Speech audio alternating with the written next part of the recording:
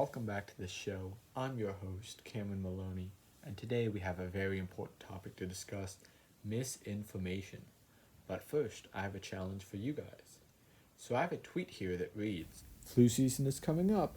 Many people every year, sometimes over 100,000, and despite the vaccine, die from the flu. Are we going to close down our country? No. We have learned to live with it, just like we are learning to live with COVID, and most populations far less lethal. Now, try to spot what's wrong with this tweet while I give you a couple of seconds. For those of you who found it, congratulations on being an excellent spotter of misinformation. And for those of you who just want to enjoy the show, it's this part right here. You see, as stupid as it may sound for the President of the United States to post false information regarding a global pandemic, what's even more stupid is that a study done by Harvard and Cornell research teams show that President Trump is the leading source for disinformation in the country. As you can see at the top of the tweet, Twitter marked that tweet as containing misleading information.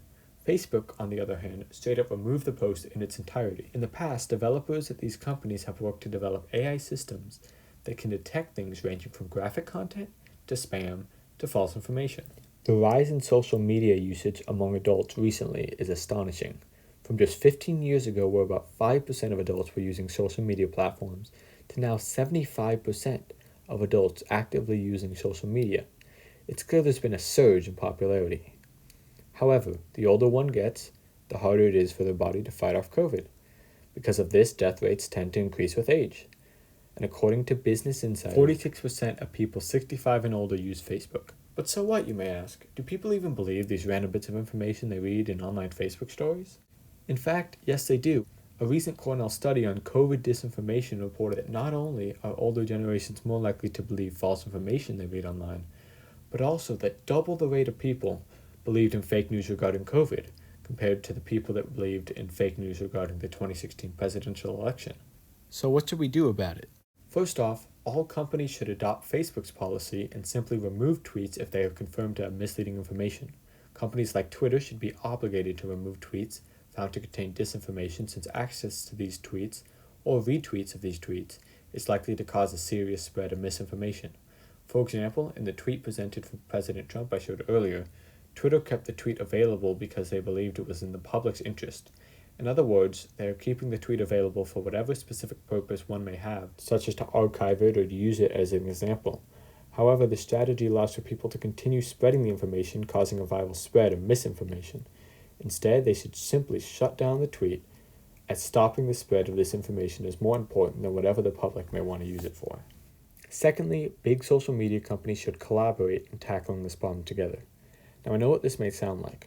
Massive competing corporations collaborating together to solve a problem that's unique to each of their individual companies. As ludicrous as it sounds, it's more important than ever as COVID cases continue to rise and misinformation continues being spread. It's important to note that open sourcing the code is not what I'm suggesting, as that would be a bad idea.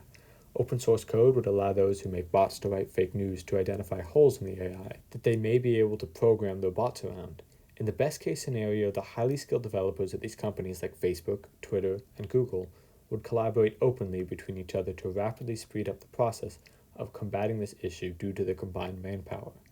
Lastly, all social media companies should be required to begin developing and implementing an Event Adversarial Neural Network, or EANN.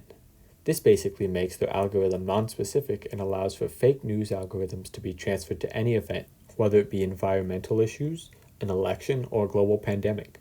While this task is astronomically more difficult than detecting event-specific misinformation, it is absolutely necessary in the future of social media usage.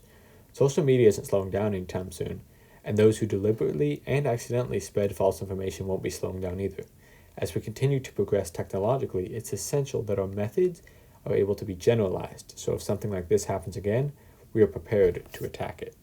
So, as we continue to endure this global pandemic and as data is transferred faster and faster online, it is important to keep in mind that the older generation is more susceptible to COVID as well as to false information.